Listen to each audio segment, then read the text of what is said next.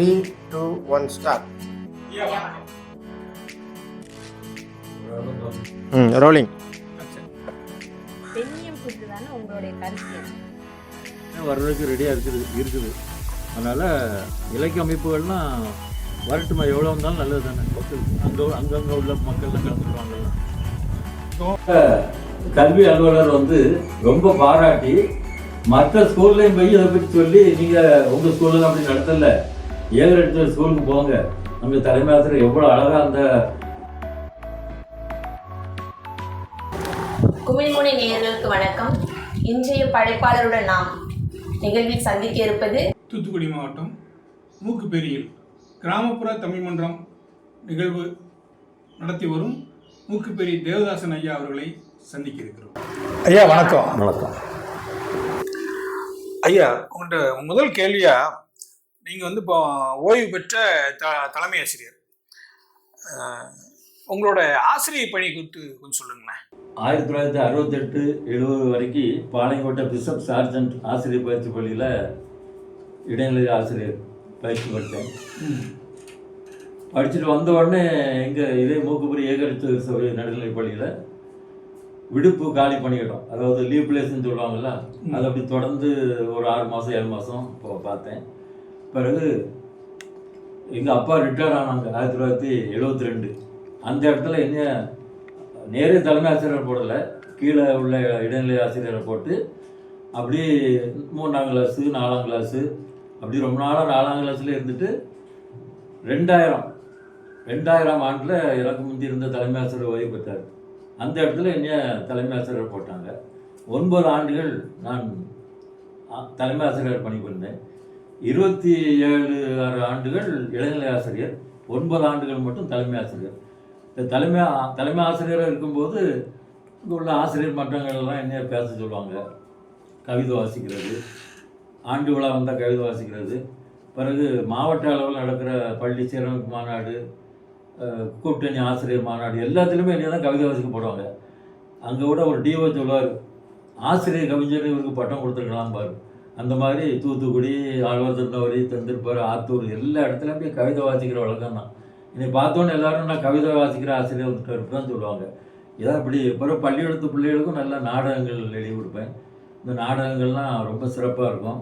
சில நேரம் அந்த நாடகத்தை ஒளிப்பதிவு பண்ணி மாணவர்களை வாயசைக்க சொல்லி அப்படி பேச வைக்கிறது. அது பார்வையாளர் ரொம்ப கவர்ந்துடும். பார்வையாளர் பரிசு கொடுப்பாங்க, சொல்லுவாங்க இந்த நாடகம் நல்லா இருந்துச்சு, இந்த ஆசிரியர் கொடுங்க, நீ அந்த பரிசை பிள்ளைகளுக்கு விடாமல் கொடுத்துட்றது.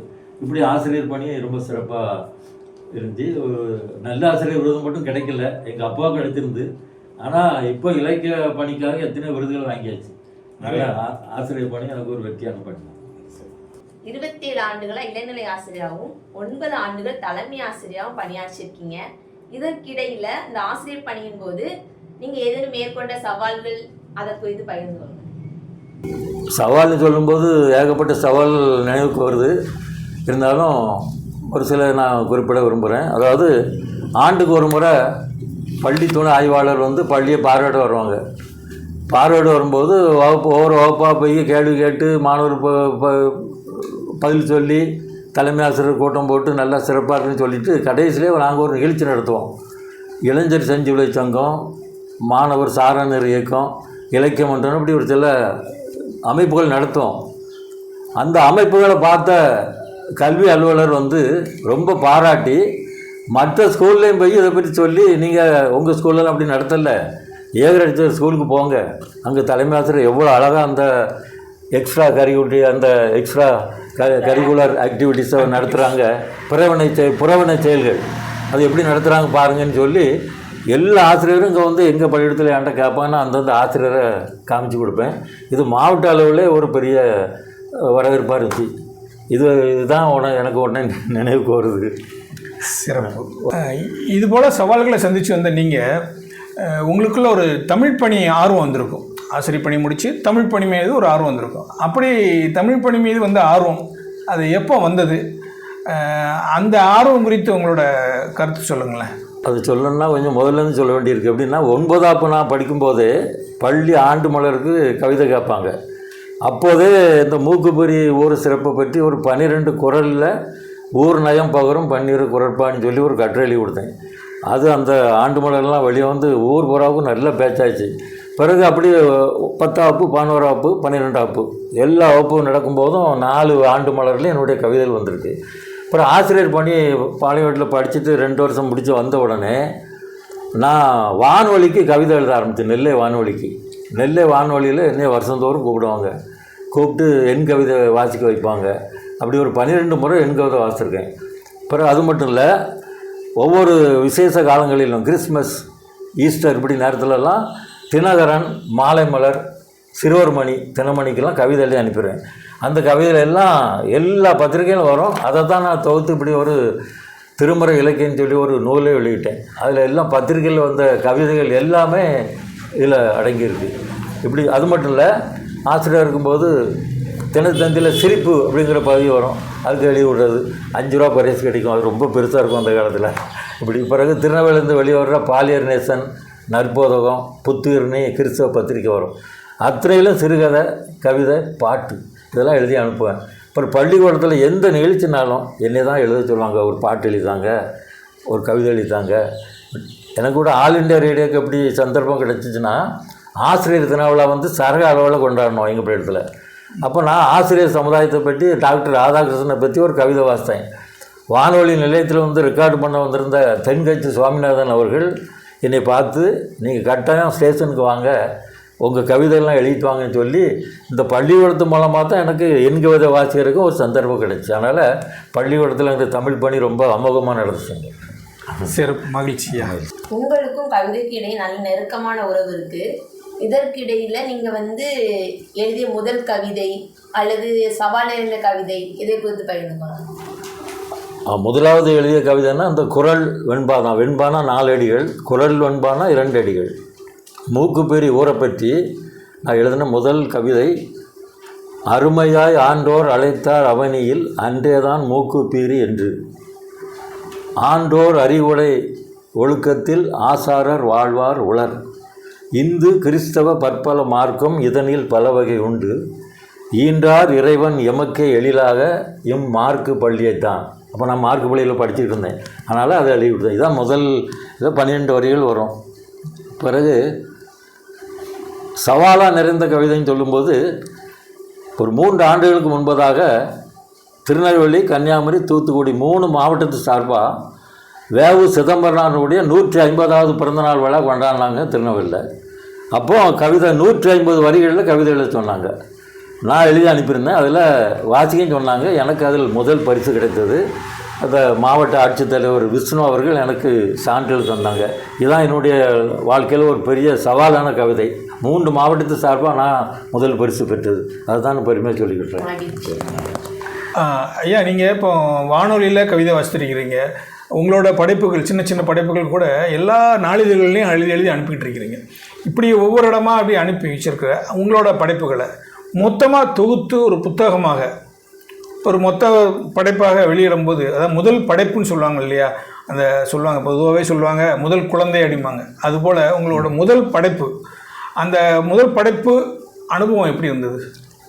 என்னுடைய கவிதைகள்லாம் தொகுத்து வானொலி கவிதைகள், ஒரு பத்திரிகைகள் எழுதின கவிதைகள், அதாவது தரம் பிரித்திருப்பேன். கிறிஸ்தவ அதாவது இறை வழிபாட்டு கவிதைகள் வேறு, சமுதாய சீர்திருத்த கவிதைகள் வேறு, மாணவர்களுக்காக எழுதப்பட்ட கவிதைகள் வேறு, கவியரங்க கவிதைகள் வேறுன்னு சொல்லி தனித்தனியாக பிரித்து, அதில் முதலாவது மரபில் சிறவழிகள்னு சொல்லி தான் இந்த புத்தகத்தை வெளியிட்டேன். அவ்வளோ மரபு தான், மரபு கவிதை, புது கவிதை இல்லை, மரபு கவிதை தான் வெளியிட்டேன். இதில் சில கவிதைகள் இலங்கை வானொலியில் கூட வாசிக்கப்பட்டு இருக்குது.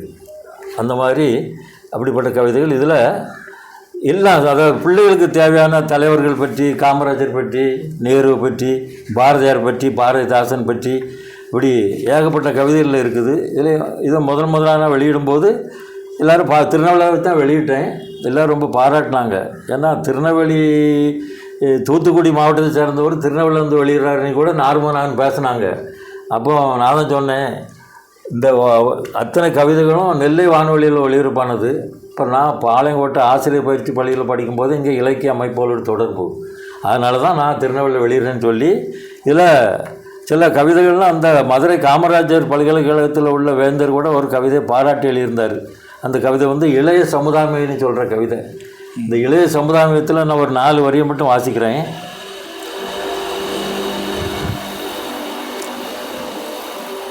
தீமையை நாளும் செய்து வரும் தீவிரவாத கூட்டங்களை தேடி பிடித்து விலங்கிடுங்கள் தோல் திறன் கொண்ட இளையவரை. கலப்படம் என்னும் கயமையினால் கண்டதை கலந்து பணம் சேர்க்கும் கோணல் புத்தி கொள்ளையரின் கொள்கையை தகர்த்திடு இளையவரை. இப்படி இளைய சமுதாயத்திற்கு காட்டில் உள்ள மரங்களை வெட்டுறவங்களை தடுத்துடு, இப்படி எல்லாமே இந்த கவிதை வந்து எனக்கு ரொம்ப பாராட்டுக்குரிய கவிதை. எனக்கே தெரியும். சொன்ன மாதிரி ஒரு சவாலான கவிதை. படிக்கிறவங்க எல்லாமே பதுக்கல் கலப்படம் அந்த சமுதாய சீரத்து கவிதைன்னு முதல்ல சொல்லிட்டேன்ல. அப்புறம் உழவு தொழிலை பாராட்டுற மாதிரிலாம் கவிதைகள் இருக்குது. கூட்டுறவு பற்றி எழுதுகிற கவிதைகள் இருக்குது. போதையை மாற்றக்கூடிய கவிதைகள் இருக்குது. சிறு குடும்ப நெறிங்கிற கவிதை இருக்குது. இது எல்லாமே என்னுடைய மரபு கவிதைகள். ஏன்னா நூலகத்தில் போய் நான் முதல்ல கலைஞருடைய மரபு கவிதையும் ஆலந்தூர் மோகனங்கரின் கவிதையும் தான் படிப்பேன் நூலகத்துக்கு போனான். அதனால் எனக்கு மரபு கவிதை மேலே தான் ஒரு ஆசை. எல்லோரும் வெளியிடத்துக்குள்ளே என்னையா புதுசு வெளியிட்டானே, ஏன்னா இப்போ ஐயா நீங்கள் மாரிமுத்தையாலாம் புது கவிதை தான் வெளியிடுவாங்க. ஆனால் எங்களுக்கு புது கவிதை எழுதுறது கொஞ்சம் கஷ்டமாக தான் இருக்குது. அதனால் மரபு கவிதை பாராட்டவங்க பாராட்டுறாங்க. அதனால் இதுதான் என்னுடைய முதல் தொகுப்பு மரபு கவிதை. இந்த அனுபவம் தான் உங்கள்கிட்ட சொல்கிறேன். ஐயா, இந்த முதல் தொகுப்பில் வந்து இப்போ சொன்ன கவிதைகள் அத்தனையுமே மாணவர்களுக்காக எழுதப்பட்ட கவிதைகளாக தான் இருக்குது. ஆனால் அதுவே மரபு கவிதைகளாக இருக்குது சொன்னீங்க. ஆனால் இக்கால மாணவர்களுக்கு அந்த மரபு புரியுமா அப்படிங்கிறது ஒரு சந்தேகம் தான். ஏன்னா அவங்களுக்கு வந்து புது கவிதையிலே ஊறிட்டாங்க. அது எளிதாக இருக்குன்னு போயிட்டாங்க. இப்போ எனக்குள்ள கேள்வி என்னென்னா, நீங்கள் மரபில் எழுதிட்டு வர்றீங்க, புதுக்கவிதை எழுதிருக்கீங்களா? எழுதியிருக்கிறேன். அப்போ நீங்கள் இன்னும் புதுக்கவிதை அப்போ மரபுலேருந்து புதுக்கவிதைக்கு வந்துட்டீங்க. சில கவியரங்கத்தில் பேச புதுக்கவிதை பேசிடுறோம்ல, அதான் பேசுகிறீங்க. ஆமாம், பேசுகிறோம். அப்போ உங்களோட மரபு கவிதைகள் அத்தனையும் மாணவர்களுக்கு மாணவர்கள் விரும்பி இது நல்லா இருக்கியா அப்படின்னு சொல்லி யாராவது சொல்லியிருக்கிறாங்களா? அவன் சில ஆசிரியர் சொல்லியிருக்காங்க. ஆசிரியர் தான் இது மாணவர்களுக்கு பிரயோஜனமான கவிதைகள்லாம் இருக்குது, இந்த போதை போடுற பழக்கத்தெல்லாம் நீங்கள் நல்லா எழுதியிருக்கீங்க அப்படின்லாம் சொல்லியிருக்காங்களா. அது ஆசிரியர் பாராட்டுறாங்க, மாணவருக்கு பயனுள்ளதாக இருக்கிறதா. அதனால் அது ஒரு எனக்கு திருப்தி தான். அந்த வகையில் உங்களுக்கு திருப்தி. சரி, இப்போ நீங்கள் புதுக்கவிதை இப்போ எழுதிக்கிட்டு இருக்கீங்க. ஆமாம். சரியா, இன்னொரு கேள்வி முன்னாடியே நம்ம கேட்க வேண்டியது, நீங்கள் இப்போ பேசிகிட்டு இருக்கும்போதே பார்த்தீங்கன்னா மூக்குப்பேரி தூத்துக்குடி மாவட்டத்தில் இருக்கு. ஆமாம். ஆனால் நீங்கள் அதிகமாக பயன்படுத்துறது திருநெல்வேலியை தான் பயன்படுத்திகிட்டே இருப்பீங்க. ஏன்? அதனால் என்ன காரணத்துக்காக திருநெல்வேலியை அதிகமாக தொடர்பு கொள்கிறீங்க? திருநெல்வேலியில் கொஞ்சம் இலக்கிய அமைப்புகள்லாம் அநேகமாக இருக்குது. கிட்டத்தட்ட ஒரு 40-50 பேரளவில் இருக்குது. செயல்பாட்டில் 25 போல் இருக்குது. அதனால் எனக்கு நான் முதல்ல தற்சயமாக திருநெல்வேலி போகும்போது சனிக்கிழமை விடுமுறை நாள்லையும் போகும்போது ஏதாவது ஒரு இடத்துல மீட்டிங் நடக்கும். ஒன்று மாநில தமிழ்ச்சங்கம் அல்லது மதுரை திரவியம் தாய்மானவர் அந்த மேல்நிலைப்பள்ளி, பாரதியார் படித்த பள்ளி அங்கே நடக்கும். இப்படி எதாவது நடக்கும்போது ஒன்றில் ஏதாவது கலந்துக்கிடுவேன். அப்படி இருக்கும்போது அப்போ இங்கே வாரந்தோறும் நடக்கும் போல் நம்ம சனி ஞாயிறு வந்தால் ஏதாவது நிகழ்ச்சியில் கலந்துக்கலான்னு சொல்லி அப்படி கலந்தால் முதலாவது பொதிகை தமிழ் சங்கத்தில் கலந்துக்கிட்டேன். அதில் கவிஞர் பேரா வந்து முதல்ல எங்களெல்லாம் நல்லா வளர்த்து விட்டார், கவிதை வாசி வைப்பார். அப்புறம் அப்படியே அங்கேருந்து ஒவ்வொரு அமைப்பாக போய் தான் இன்றைக்கி கிட்டத்தட்ட ஒரு 7 அமைப்பில் நான் உறுப்பினராக இருக்கேன். தாமிரவரணி மாமன்றம், வருண இலக்கிய வட்டம், திருக்குறள் பேரவை, சுத்தமல்லி திருவள்ளுவர் கழகம், இப்படி ஏகப்பட்ட அமைப்புகள்லாம் அங்கே இருக்கிறதுனால எல்லாத்துலேயுமே நான் கலந்துக்கிறேன். ஆண்டு விழாவுக்கு போகிறது எல்லாமே பண்ணிக்கிட்டு இருக்கேன். அப்போது தூத்துக்குடி மாவட்டத்தில் அமைப்புகள் இப்போ கொஞ்ச காலமாக நான் அங்கேயே வந்துக்கிட்டு இருக்கேன், தூத்துக்குடி மாவட்டத்துலேயுமே. கிராமப்புற தமிழ் மன்றம் எப்பொழுதெல்லாம் நிகழ்வு கூடுது? சிலர் பார்த்திங்கன்னா இந்த அமைப்பில் இருக்கிறாங்க, ஒரு அமைப்பில் இருக்குது, இன்னொரு அமைப்பு நடத்துகிற நிகழ்வுக்கு போகிறாங்கன்னு வச்சுக்கோங்க. அப்போ இந்த அமைப்பில் இருக்கிறவங்க அவங்க ஏன் அங்கே போகிறாங்க, இவங்க எங்கே போகிறாங்க, நம்ம இப்போ சேர்ந்துருக்காங்களே, இன்னொரு அமைப்புக்கு ஏன் போகிறாங்க, அந்த மாதிரிலாம் நினைக்கிறாங்களே, அதெல்லாம் சரியானதுதான். சரியா, எழுத்தாளர்களிடம் வந்து போட்டிங்களா? போட்டியாக யாருமே இல்லை, நான் போட்டி யாரும் கருதில்லை, எனக்கு போட்டி யாரும் வர மாட்டாங்க. இது வந்து சுத்தமல்லி திருவள்ளுவர் கழகத்தில் போய் நாங்கள் ஒரு கல்யாணத்தில் பங்கு பெற்றோம், அதுக்கு இந்த விருது கொடுத்துருக்காங்க. இப்போ ஒரு 2 ஆண்டுகளுக்கு முன்பு வெளிவந்த தேரியாயன்னு சொல்லி ஒரு நாவல், இது என்னுடைய நண்பர் ஆசிரியத்தில் ஆறுமுக பெருமாள் கண்ணகுமார விஸ்வரூபண்ணி புனை பேர் வச்சு ஏகப்பட்ட சிறுகதை தொகுப்பெல்லாம் வெளியிட்டிருக்காரு.